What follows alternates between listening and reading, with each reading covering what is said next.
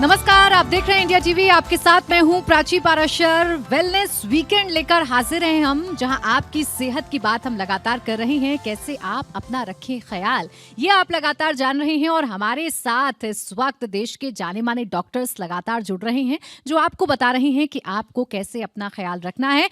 और अब हमारे इस खास सेशन में बेहद खास मेहमान हमारे साथ हैं, जो आपको ये बताएंगे कि आज की दिनचर्या में, आजकल के माहौल में, आजकल के एनवायरनमेंट में जब पोल्यूशन एक बहुत बड़ी समस्या बन गया है, तो कैसे आप अपने लंग्स का ख्याल रखें, कैसे सांस की तकलीफों को आप दूर करें, और लंग्स की ये तकलीफें कितनी बड़ी हो सकती हैं, इन सब पर बात करने के लिए हमारे साथ इस वक्त मौजूद हैं professor doctor GC Khilnani. Chairman हैं PSRI institute of pulmonary critical care and sleep medicine and director research, former professor and head रहे हैं, फॉर्मली एम्स से जुड़े रहे हैं। इसके साथ ही साथ एक और खास परिचय मैं सर का दे दूं, मेंबर हैं WHO technical advisory group on global air pollution and health. बहुत बहुत स्वागत है सर आपका, तालियों के साथ एक बार स्वागत करिए। धन्यवाद। लंग्स की बात कर रहे हैं, पोल्यूशन की बात कर रहे हैं, तो सबसे पहले शुरुआत जानकारी के साथ हो जानी चाहिए। कैसे परखें सर हम, हमारे लंग्स कितने हेल्दी हैं? नहीं, परखने का तो हम सबको पता है। जैसे अक्टूबर का महीना आता है तो आप किसी को बोलेंगे कि यार मेरा गला ख़राब हो रहा है, नाक बह रही है, खांसी हो रही है रात को, और जो है ना छाती में बड़ा टाइट सा रहता है, खाना भी अच्छा नहीं लग रहा, तो आपको कोई सहानुभूति नहीं मिलेगी। वो कहेंगे वो तो मुझे भी हो रहा है।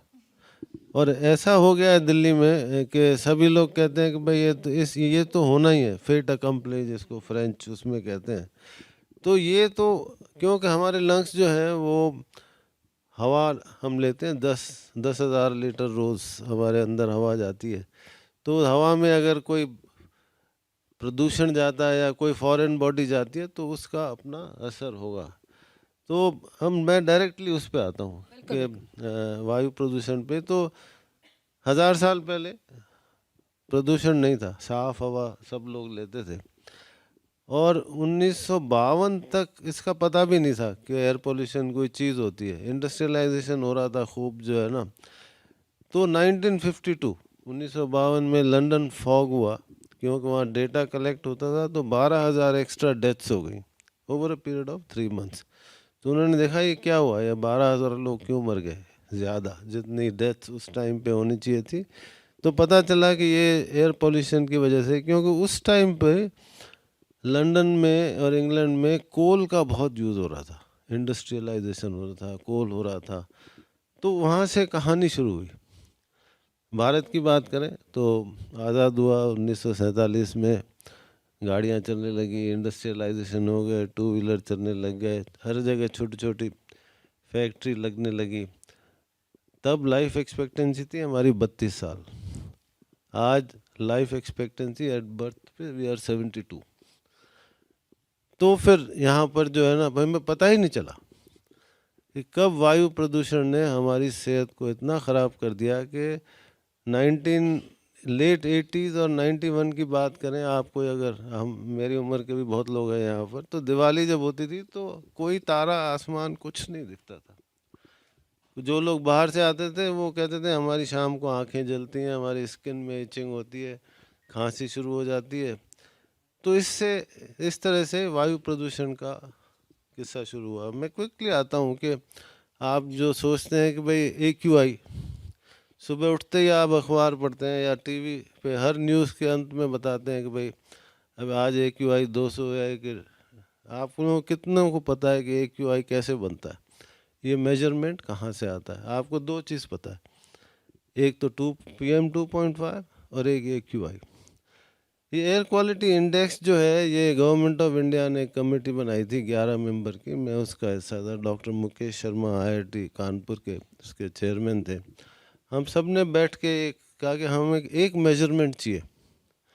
तो उसमें पैरामीटर्स जो लेते हैं वो PM 2.5 या PM 10, उसमें nitric oxide, sulphur dioxide, ozone, lead, ये सब पैरामीटर के अलग अलग स्ट्रेंथ दे के एक पैरामीटर निकलता है जिसको हम AQI कहते हैं। फिर उस हिसाब से हमने कहा कि ये हैज़ार्डस है या वेरी पुअर है, जैसे 500, 400, 300, 200। PM 2.5, बस मैं जल्दी ख़त्म करूँगा।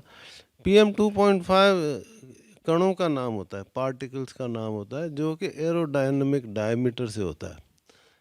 इसका मेजरमेंट इसलिए इम्पोर्टेंट होता है कि जो PM10 से जो बड़े पार्टिकल्स होते हैं वो हमारे नाक की जो मैकेनिज्म होती है वो रोक देता है उसको। उससे छोटे पार्टिकल्स वो लंग के अंदर चले जाते हैं और फिर वो खांसी करते हैं, जो भी करते हैं। लेकिन बाद में पता चला कि जो PM2.5 होता है वो फेफड़े के सबसे निचले हिस्से में जाता है और वो ज़्यादा नुकसान करता है।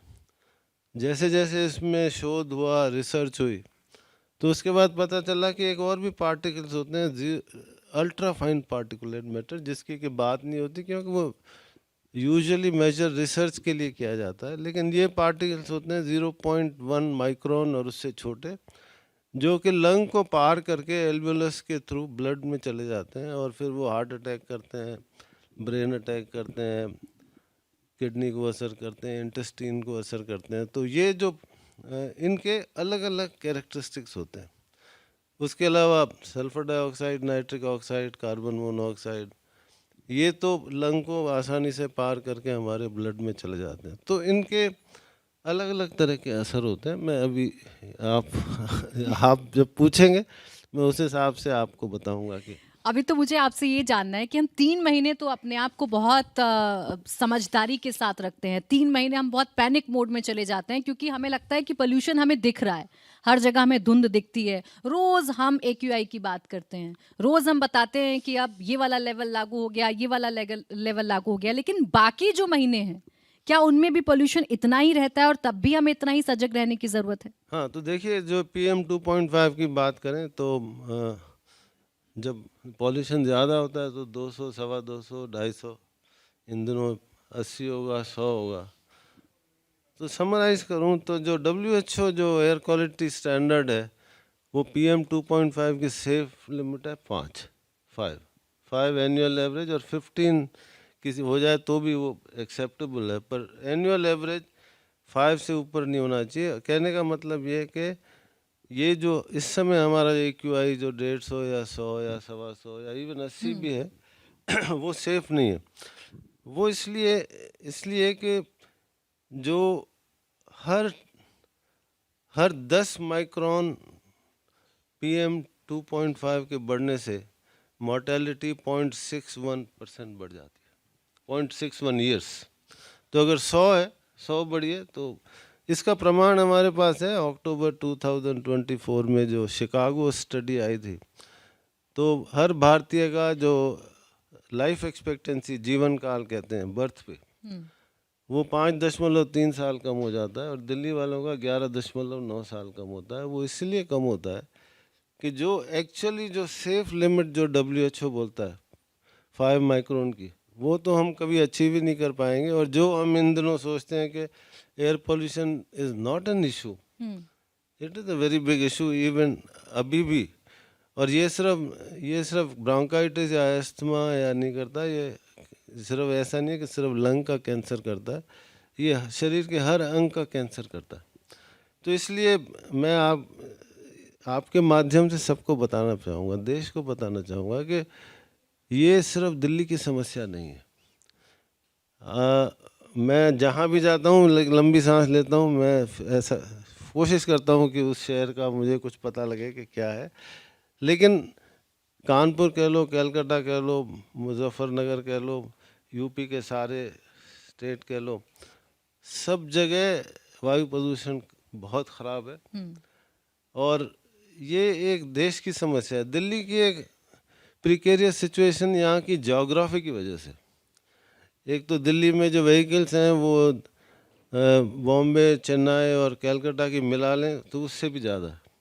पर सिर्फ नहीं है, ये नहीं है कि सिर्फ व्हीकल्स की वजह से, हमारी ज्योग्राफिकल सिचुएशन ऐसी है कि जो वायु प्रदूषण यहाँ आता है वो यहीं रुक जाता है। और ये भी गलत है कहना कि वायु प्रदूषण सिर्फ व्हीकल से होता है, ऐसा नहीं है। जो ट्रांसपोर्ट का कंट्रीब्यूशन होता है करीब 20 से 30%, उससे कम भी होता है, लेकिन उसके अलावा बहुत सारे होते हैं। दिल्ली का प्रदूषण काफ़ी बाहर से आता है। जितने भी ये कोल बेस्ड जो इलेक्ट्रिकल प्लांट्स हैं जो इलेक्ट्रिसिटी जनरेट करते हैं, अफ़गानिस्तान से भी, पंजाब से भी, सारी यूपी से भी जब हवा का रुख इस तरफ होता है तो दिल्ली में आके वो रुक जाता है। आपने देखा होगा कि सुना होगा, अखबार में सुबह पढ़ते हैं कि आज प्रदूषण कम हो गया क्योंकि हवा तेज चली या बरसात आ गई, है ना। तो वो जब मुंबई में एयर पोल्यूशन कम होता है, उनके पास समंदर है, वहाँ हवा चलती है, खूब हवा चलती है, तो वहाँ चला जाता है। दिल्ली की सिचुएशन ख़राब है, लेकिन ऐसा नहीं है कि समाधान नहीं है, समाधान है, लेकिन उसकी बात करेंगे जब आप पूछेंगे। नहीं, अब समाधान पर ही आ जाते हैं, क्योंकि अभी एयर प्यूरिफायर घर में लगा लिया तो हमें लगता है कि अब हम बिल्कुल ठीक हैं, सब कुछ ठीक रहेगा, हमें अच्छी हवा मिल रही है।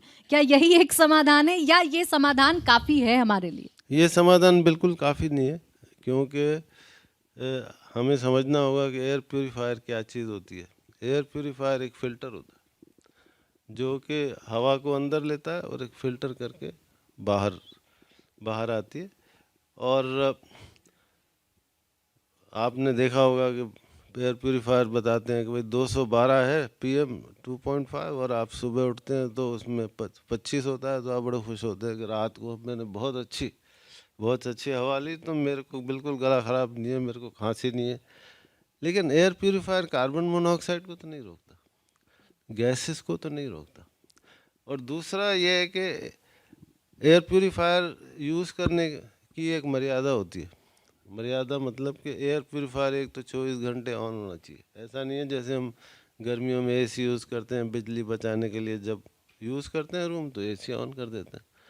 एयर प्यूरिफायर हमेशा ऑन रहना चाहिए, दरवाजे खिड़कियाँ बिल्कुल बंद होनी चाहिए। अगर बार बार चाय के लिए, खाने के लिए दरवाज़ा खुलता है तो वो बराबर हो जाता है। बाहर तो लेकिन निकलना पड़ेगा। बाहर निकलना पड़ेगा। और मैं बताता हूँ आपको डराने के लिए कि अगर WHO, जिसका कि मैंने आपने बताया कि मैं मेंबर हूँ, वो इसको बिल्कुल नहीं मानता कि इससे हेल्थ इम्प्रूव होती है। एयर क्योंकि प्यूरिफायर से जी हाँ, बिल्कुल वैज्ञानिक प्रमाण नहीं है कि उससे कोई हेल्थ इम्प्रूव होती है, क्योंकि हमारे जो हार्मफुल इफ़ेक्ट्स हैं वो सिर्फ PM 2.5 से नहीं होते। जो अल्ट्राफाइन पार्टिकुलेट मैटर होते हैं वो ज़्यादा हार्मफुल होते हैं, और वो नहीं रुकते इससे, एयर प्यूरिफायर से। तो वो तो आप लेंगे ही, जो गैसेस हैं वो आपके अंदर जाएंगी ही। और फिर भी मैं कहूँगा कि एयर प्यूरिफायर किसको यूज़ करना चाहिए? जिसको सीवियर लंग की डिजीज़ हो, जो ऑक्सीजन पे हैं, जिनको सीवियर एस्थमा हो, हमेशा नेबुलाइजेशन पे रहते हैं, और वो लोग जो कमरे में ज़्यादा टाइम बंद करके रह सकें। अब गर्मियों में आप एयर प्यूरिफायर अगर चलाना चाहते हैं तो आपको फिर AC भी चलाना पड़ेगा, वो भी क्लोज सर्किट। उसमें प्रमाण कोई नहीं है कि ये कोई मदद करता है। तो मैं आपको डिप्रेस नहीं करना चाहता, आप यूज़ करना चाहें बिल्कुल करें, लेकिन उसका नुकसान भी होते हैं। अगर आप फिल्टर प्रॉपरली चेंज नहीं करें, उसमें ही फंगस इकट्ठा होता है। AC की तरह एयर प्यूरिफायर भी ओजोन प्रोड्यूस करता है। तो ये नफ़े और नुकसान के बीच की बात है। तो सारे घरों में एयर प्यूरिफायर चलता है, मेरे घर के अलावा, क्योंकि मेरी सोच थोड़ी भिन्न है। लेकिन सर, सांस तो लेना है, जीना तो हमें इसी इन्वायरमेंट में है। हम एयर प्यूरिफायर अपने घर के अंदर लगा लेंगे, लेकिन बाहर निकलना है, काम पर जाना है। ऐसे में अपने लंग्स का ध्यान हम कैसे रखें, क्या सावधानी बरतें जो समस्याएं कम से कम हो? तो पहले तो मैं आपको बताऊंगा, जब पीक ऑफ एयर पॉल्यूशन होता है, जैसे नवंबर में दिवाली के टाइम पर, जब AQI 400 होता है, 500 होता है, सब लोग खांसते रहते हैं, निमोनियाज बहुत होते हैं, ICU एडमिशन बढ़ जाते हैं, उन दिनों आप क्या कर सकते हैं, है ना। एक तो ये है कि जो लोग मॉर्निंग वॉकर्स हैं, जिस समय स्मॉग होता है सुबह, आप सोचते हो कि मैंने 5 किलोमीटर 10 किलोमीटर दौड़ लगा ली और बहुत अच्छी मेरी सेहत हो गई, तो आप अपना नुकसान कर रहे हैं। क्योंकि जब आप एक्सरसाइज करते हैं तो आपकी जो एयर इनटेक होती है वो 5 गुना हो जाती है। एक तो ये बात। दूसरा, जब आप दौड़ लगाते हैं या एक्सरसाइज करते हैं तो आप मुंह खुल जाता है। मुंह खुलते ही आपका जो नाक का फिल्टर है वो बाईपास हो जाता है, हवा फिर मुंह से जाती है, डायरेक्ट लंग में जाती है, बिना बिना फिल्टर के। और इसका भी मैं आपको वैज्ञानिक प्रमाण बताऊंगा कि इंग्लैंड में एक बहुत एलिगेंट स्टडी हुई थी कुछ साल पहले। उन्होंने पॉपुलेशन को, हेल्दी पॉपुलेशन को, ऑक्सफोर्ड स्ट्रीट, जहाँ पर डीजल व्हीकल्स बहुत चलती हैं, वहाँ पर 2 घंटे वॉक कराया। फिर उनके लंग फंक्शन पहले किए और बाद में किए। तो ये देखा कि उनके जो स्पायरोमीट्री हम करते हैं ना, आपको पता होगा कि फूंक मार के करते हैं, तो उनके लंग फंक्शन 2 घंटे बाद किए तो कम हो गए। और उनके कुछ ब्लड टेस्ट भी किए और उनके जो इन्फ्लामेटरी मार्कर्स हम कहते हैं, ये थोड़ा टेक्निकल चीज़ है, और उनका स्प्यूटम भी एग्जामिन किया तो उसमें भी चेंजेस थे। उन्हीं लोगों को फिर उन्होंने हाइड पार्क वहाँ का एक बहुत बड़ा पार्क है लंदन का, वहाँ 2 घंटे वॉक कराया, तो उनका जो लंग फंक्शन इम्प्रूव हो गया। कहने का मतलब ये है कि जब आप किसी पॉल्यूटेड एरिया में एक्सरसाइज करते हैं तो आपके लंग फंक्शंस कम होते हैं, आपके इन्फ्लामेटरी मार्कर्स सिक्रेट होते हैं। तो ये एक कारण, ये एक प्रूफ है क्यों हमें ब्रोंकाइटिस होती है, क्यों हमें हमारा अस्थमा बढ़ जाता है। क्योंकि जब मैं पढ़ता था काफ़ी साल पहले, 30-40 साल हो गए, तो जो COPD होता है, जो कि अब 3rd leading cause of death है, वो ये पढ़ाया जाता था कि 90% से ज़्यादा स्मोकर्स में होता था। तो जो स्मोकिंग नहीं करते उसमें हम COPD सस्पेक्ट भी नहीं करते थे। डॉक्टर सस्पेक्ट करता है ना इसको ये बीमारी, भाई सिगरेट नहीं पीते, बीड़ी नहीं पीते, तो आपको COPD तो नहीं हो सकता, लंग कैंसर भी नहीं हो सकता। लेकिन आज 50% of COPD is because of air pollution, indoor air pollution and outdoor pollution. 40% of lung cancer in India is because of air pollution. तो उस मुद्दे पे आता हूँ कि हम क्या कर सकते हैं। तो हमें उस पीक एयर पॉल्यूशन के दौरान आपको सुबह अर्ली मॉर्निंग वॉक नहीं करनी चाहिए, एक्सरसाइज नहीं करनी चाहिए। जब धूप आती है उस समय इन्वर्जन हो जाता है, जो एयर पॉल्यूशन जो सतह पे रहते हैं वो ऊपर चले जाते हैं। That is the time you, मतलब सब नहीं कर सकते, जो रिटायर्ड हैं वो जा सकते हैं, संडे के दिन जा सकते हैं, सब लोग नहीं कर सकते। अब बात करें मास्क की, तो कोविड के टाइम पर हमने बहुत टीवी चैनल पे, हर चैनल पे मैं गया कि आप कपड़े का मास्क बांध लें, सर्जिकल मास्क बांध लें, फटा पुराना कपड़ा भी बांध लें, अपने आप को बचाएं और दूसरों को बचाएं।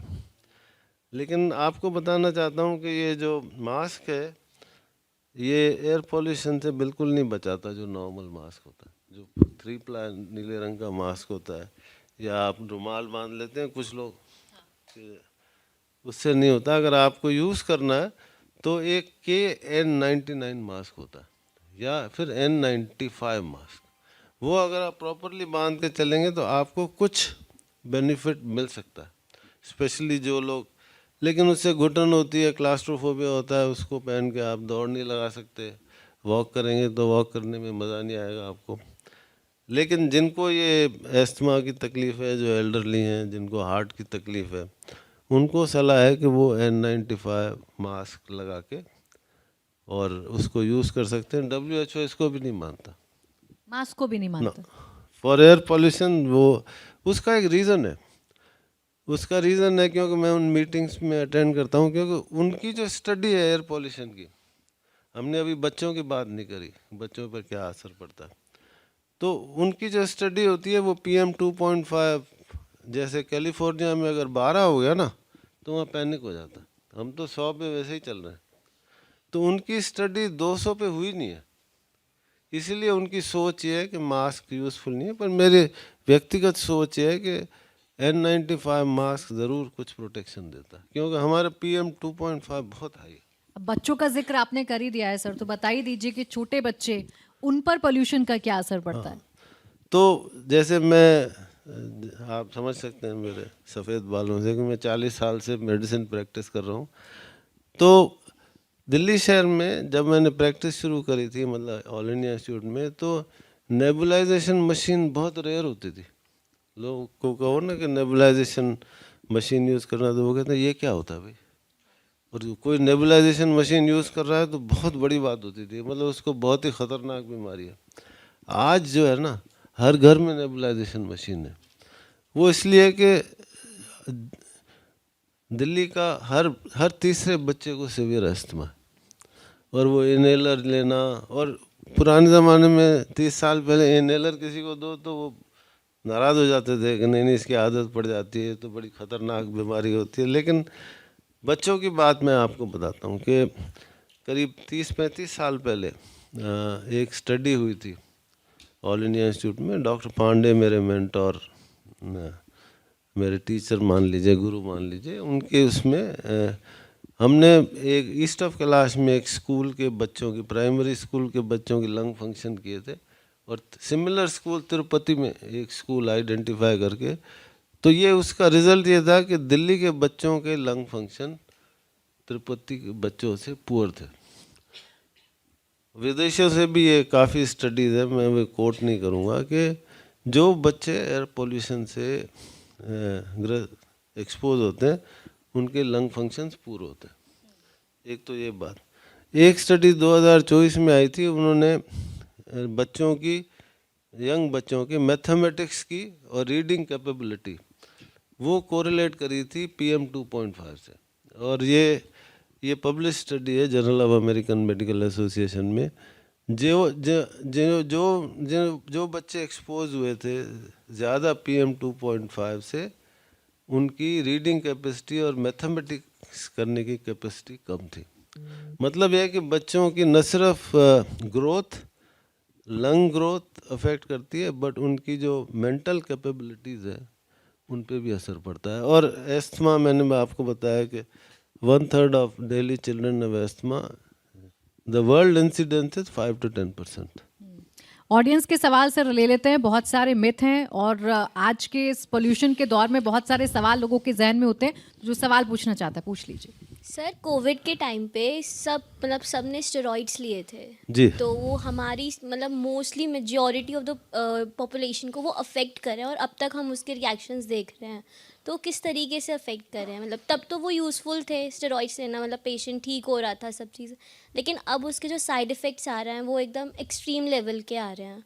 ये हाँ ठीक है, आपका प्रश्न बहुत अच्छा है। कोविड जो है ना, हमारे कोविड प्राइमरीली लंग की बीमारी है, और कोविड में स्टीरॉयड वर लाइफ सेवर्स, और उन्होंने नुकसान भी किया, बहुत फंगल इन्फेक्शन भी किए, और ICU प्रैक्टिस में कोविड स्टीरॉयड्स की बड़ी वैल्यू थी। पर जो आप कह रहे हैं कि पोस्ट कोविड जो लंग्स की जो प्रॉब्लम हुई है, नेमली एस्थमा या ब्रोंकाइटिस या सांस का फूलना या लंग फाइब्रोसिस, वो पर से स्टीरॉयड्स की वजह से नहीं थी।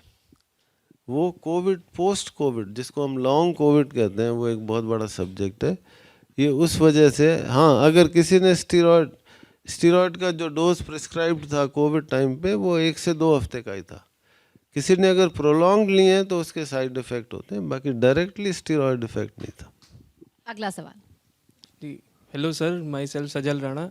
सर, मेरा सवाल था कि जैसे हम स्मोकिंग करते हैं तो क्या उसका जो डैमेज हो रहा है लंग्स पर वो रिवर्सेबल होता है या नहीं होता है, और इसको कैसे हम ठीक कर सकते हैं? ये आपने इस सवाल के लिए आधा घंटा चाहिए जवाब देने के लिए, लेकिन तो जो स्मोकिंग करते हैं, एक तो मैं डेटा के बिना बात नहीं करता, इसलिए जो 21 साल की उम्र में अगर स्मोकिंग करता है और स्मोकिंग करता रहता है, उसका जीवन काल 10.9 साल कम हो जाता है।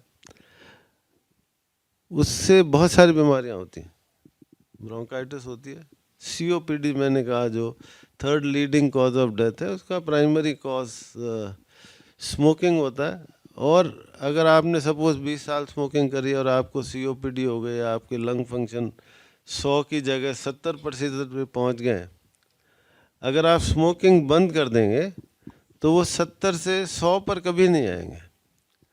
70 से 75 हो जाएंगे, हो सकता है 80 हो जाए, लेकिन अगर स्मोकिंग करते रहेंगे तो 70 से 60 फिर इस तरह से कम होते जाएंगे। तो COPD की बात करें तो अगर आप स्मोकिंग बंद नहीं करते और दवाइयाँ खूब खाते हैं तो आपके लंग फंक्शन गिरते ही जाएंगे। कोई भी दवाई अब तक नहीं बनी COPD की जो कि लंग फंक्शन को इम्प्रूव कर सके, सिर्फ स्मोकिंग बंद करने से ही होती। और किसी का सवाल? Hello sir, my name is Deeti. My question to you is, what all preventive measures can an individual take to prevent asthma? So asthma is basically genetic disease. It is transmitted by genes. ये इसको allergic tendency कह सकते हो या jeans के ज़रिए, या एक बस टेंडेंसी माने तो उस आप अपने पेरेंट्स को तो नहीं बदल सकते, वो तो उन्होंने आपको जन्म दे दिया, आपको एलर्जिक टेंडेंसी है। सबसे इम्पोर्टेंट है कि इस चीज़ को एक्सेप्ट करना कि आपको एस्थमा है। हम खुद ही डॉक्टर्स हैं जो एस्थमा का डायग्नोसिस पता होते भी बताने में भी झिझकते हैं, क्योंकि पेशेंट अपने कागज़ उठा के दूसरे डॉक्टर के पास जाएगा कि भाई मेरे को एस्थमा कैसे हो सकती है। नंबर एक बात तो ये, एक तो एक्सेप्ट करना कि एस्थमा है। उसके बाद जो आपने प्रिवेंशन की बात करी, तो उसके लिए तो अवॉइडेंस ऑफ ट्रिगर्स। अब एस्थमा के ट्रिगर्स 3 सबसे इम्पोर्टेंट होते हैं। एक तो एयर पॉल्यूशन है, एक आपके पॉलन्स हैं जो हाउस, और तीसरे होते हैं हाउस डस्ट माइट्स, जो ये कारपेट के नीचे डस्ट होती है, पुरानी डस्ट होती है, या गद्दों के नीचे या पर्दे के नीचे, पुरानी किताबों पे, या कपड़े हम सर्द गर्मियों में रख देते हैं उनको निकालते हैं, उसमें माइट्स होते हैं। उसके अलावा जो वायरल इन्फेक्शन होते हैं वो ट्रिगर्स होते हैं। तो आप अपने ट्रिगर्स को पहचानें और उसका प्रॉपर इलाज करें तो एस्थमा कोई बीमारी नहीं मानी जाती, इसको टेंडेंसी मानते हैं। और बहुत सारे लोग पीटी उषा एंड बेकम, आपने इन सब के तो नाम सुने ही होंगे, स्पोर्ट्स पर्सन जो हैं, ये सारे एस्थमेटिक्स, अमिताभ बच्चन, बहुत सारे हैं जिन्होंने बहुत ही अपने कीर्तिमान हासिल किए, तो क्योंकि उनकी एस्थमा बेटर कंट्रोल थी। अगर एस्थमा कंट्रोल नहीं होगी तो फिर वो प्रोग्रेसिव होती है। सवाल सर, ये लंग्स इन्फेक्शन के कारण क्या ये जो टीबी भी कॉज कर जाती है, सॉरी, ये ट्यूबरकुलोसिस ये भी कॉज करती है लंग्स इन्फेक्शन के कारण, तो इसमें उसका एक्चुअली क्या रोल है सर? किस तरह प्रिवेंट करें और क्या रोल है?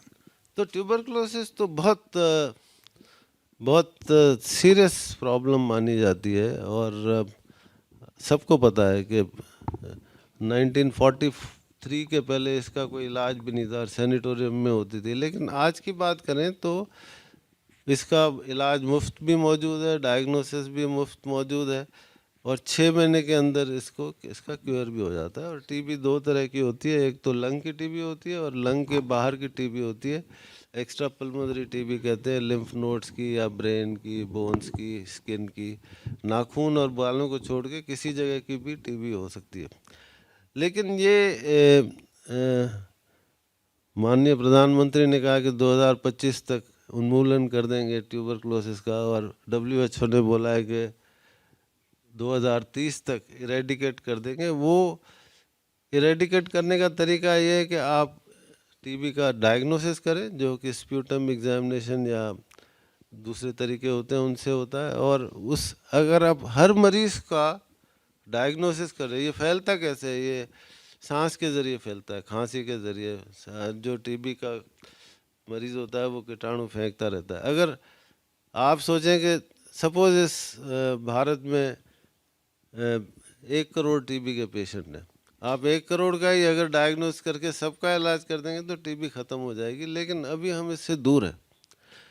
जब टीबी लंग्स की होती है और वो प्रॉपरली अगर टाइम से डायग्नोस नहीं हो तो उसमें फाइब्रोसिस हो जाता है, और फाइब्रोसिस का मतलब होता है कि वो लंग का हिस्सा काम का नहीं रहता, जैसे चोट लगती है स्कार हो जाता है।